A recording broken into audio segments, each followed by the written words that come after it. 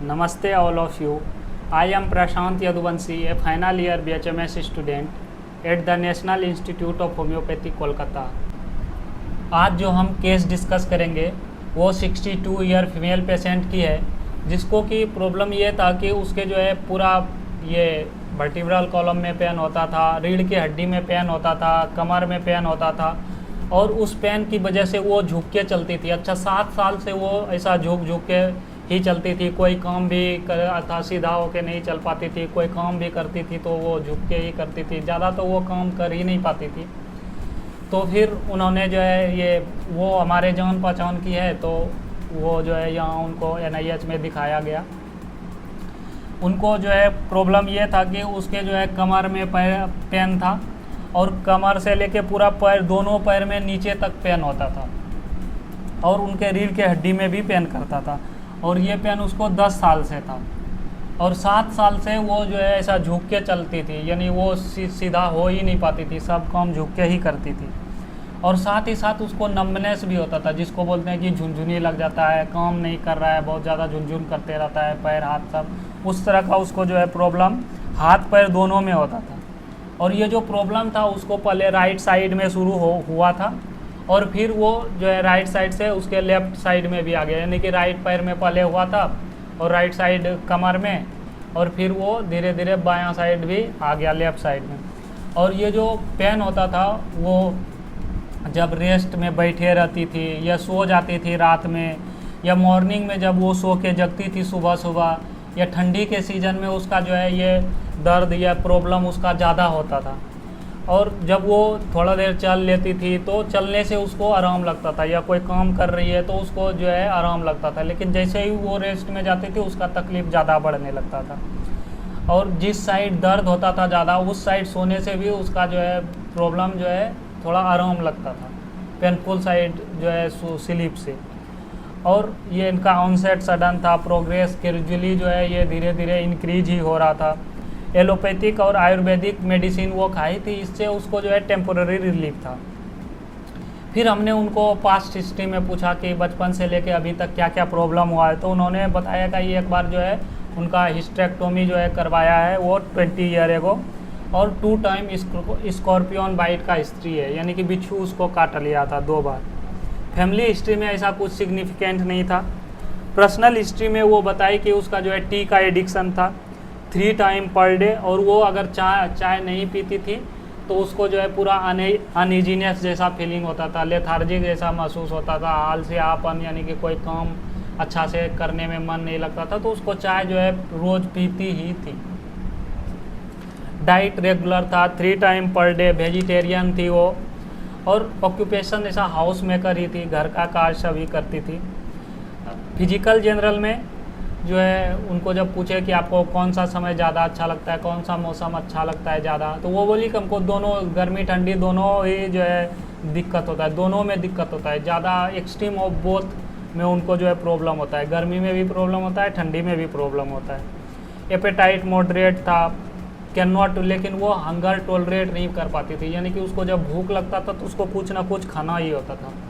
Dzire में जो है ल्यूक वार्म फूड, यानी कि हल्का गर्म खाना उसको पसंद था, रोटी बहुत ज़्यादा पसंद था उसको, मिल्क बहुत पसंद था, और खाने के साथ साथ वो रोज़ जो है कच्चा नमक या कच्चा प्याज खाती थी रोज़, और उसको जो है ये नमक और प्याज कच्चा खाना बहुत ज़्यादा ही पसंद था। और साल्टी फूड, यानी कि उसको जो है खाने में भी मीठा खट्टा तीता नमकीन में उसको साल्टी फूड ही ज़्यादा पसंद था। एवर्जन इंटॉलरेंस कुछ नहीं था।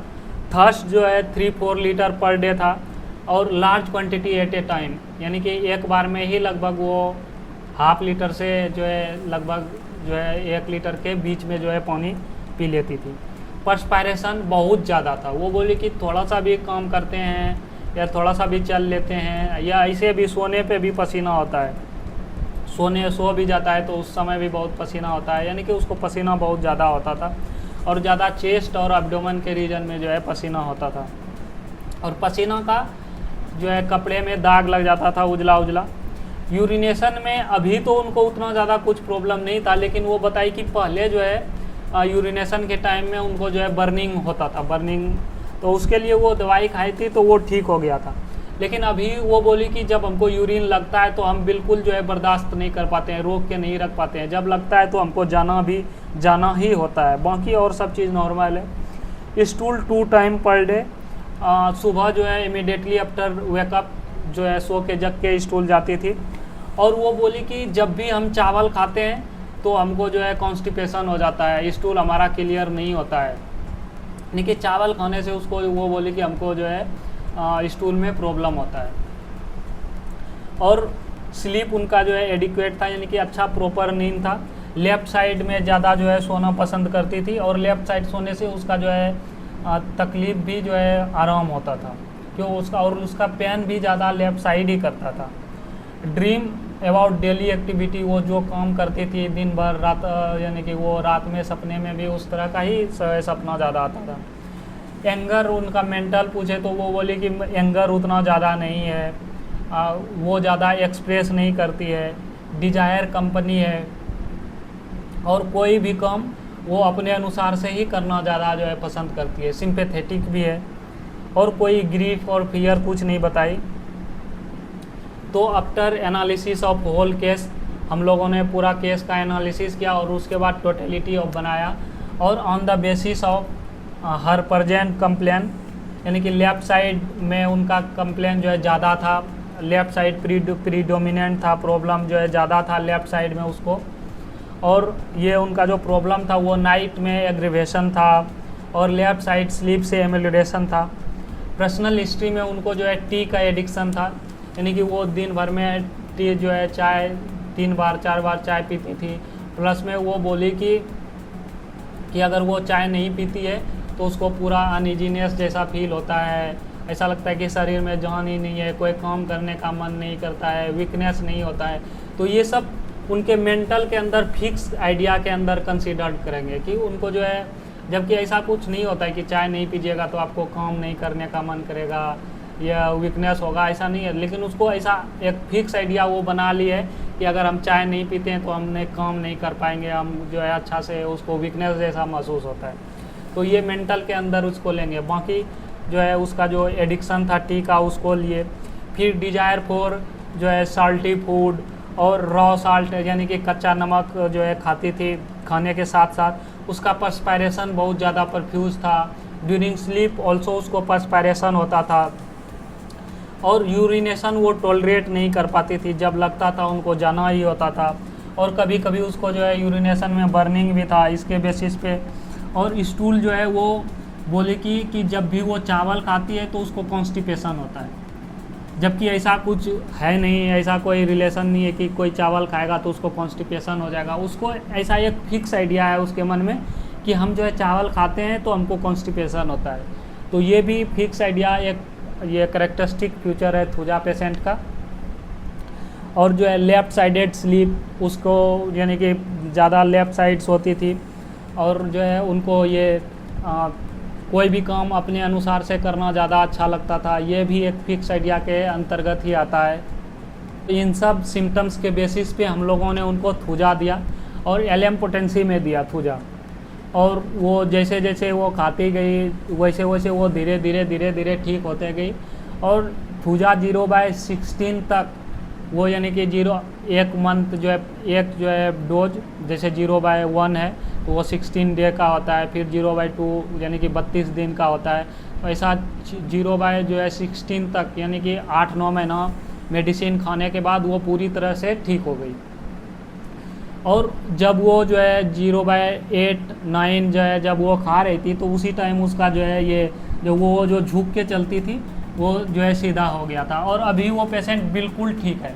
बीच में उसको जो है एक्यूट प्रॉब्लम भी आया था, तो उनके लिए हम लोगों ने इंटरकरेंट रेमेडी जो है दिया था। और जो है अभी वो बिल्कुल पेशेंट पूरा नॉर्मल है, अपना सब काम करती है, नॉर्मल लाइफ जी रही है। और उसके साथ साथ ये सिर्फ नहीं कि होम्योपैथिक मेडिसिन ही दिए थे, उसके साथ साथ उसको जो है हमारे NIH में फिजियोथेरेपी का भी सुविधा है। तो उनको जो है एक्सरसाइज भी बताया गया था कि रोज़ जो है इतना जो है 4-5 एक्सरसाइज बताए थे कि ये एक्सरसाइज कीजिए, ये एक्सरसाइज कीजिए। एक्सरसाइज करने से क्या होता है कि वो जो है थोड़ा जल्दी रिकवरी मिलता है। तो ये दोनों साथ साथ चल रहा था, मेडिसिन भी चल रहा था, एक्सरसाइज भी चल रहा था। और वो अभी बिल्कुल नॉर्मल है। जैसा कि इस केस में आपने देखा कि जो है ये लगभग अप्रॉक्स 1 साल के अप्रॉक्स मेडिसिन खाई और वो बिल्कुल ठीक हो गई। और लोग ऐसा जो है ऐसा होम्योपैथी के रिगार्डिंग एक मिसकंसेप्शन है कि होम्योपैथी बहुत स्लो काम करती है। ऐसा नहीं है कि होम्योपैथी बहुत स्लो काम करती है। पहले तो ये समझिए कि होम्योपैथी में पेशेंट कौन आता है। मैक्सिमम पेशेंट जो होम्योपैथी में आते हैं वो पेशेंट ऐसा होता है जो कि बहुत जगह से मेडिसिन खा लिया है, बहुत जगह दिखा लिया है। जब उनका कहीं पे ठीक नहीं हुआ तो अंतिम में उसको एक ही रास्ता होता है कि चलो होम्योपैथी में एक बार दिखा लेते हैं।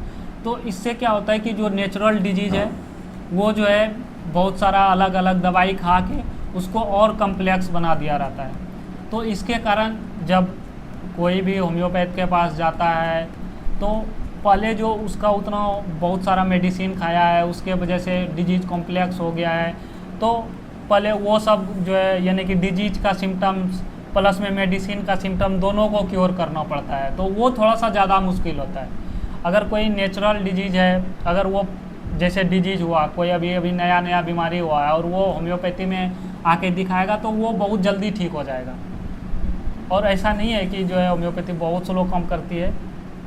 एक्यूट केस देख लीजिए, एक्यूट केस बहुत सारा ऐसा है, आप जो है 2 घंटा 3 घंटा में पूरा बहुत अच्छा से रिलीफ दे देता है। बहुत सारा प्रॉब्लम है, जैसे कि टाइफाइड ले लीजिए। अगर टाइफाइड का आप ऑर्डिनरी ट्रीटमेंट करवाते हैं तो क्या होगा कि जैसे टाइफाइड तो चला जाएगा, उसका फीवर चला जाएगा, लेकिन उसके बाद भी पेशेंट का वीकनेस रह जाता है या और कोई भी प्रॉब्लम। उसके बाद टाइफाइड के बाद बहुत सुनिएगा कि पेशेंट पूरा वीक हो गया है, उसके बाद से उसको जो है उसका मन अच्छा नहीं होता है, अच्छा नहीं लगता है, उसको भूख अच्छी तरह से नहीं लगता है। लेकिन अगर वही होम्योपैथी में अगर टाइफाइड का ट्रीटमेंट करवाते हैं या किसी भी एक्यूट डिजीज़ का, तो वो आपको पहले जैसा स्टेट में ला देता है। यानी कि वो जब एक बार पेशेंट ठीक हो जाएगी उसके बाद उसमें जो है कोई दूसरा सिम्टम्स नहीं रहेगा, वो पूरा नॉर्मल स्टेट ऑफ हेल्थ में चला जाएगा। और बहुत सारा स्किन डिजीजेस सब में है, उसमें भी होम्योपैथी बहुत बेटर काम करता है। तो होम्योपैथी स्लो काम नहीं करता है, होम्योपैथी बहुत अच्छा काम करता है। आप अच्छे होम्योपैथ के पास जाइए और जो है अच्छा से दिखाइए। आज के लिए इतना ही। जय हिंद।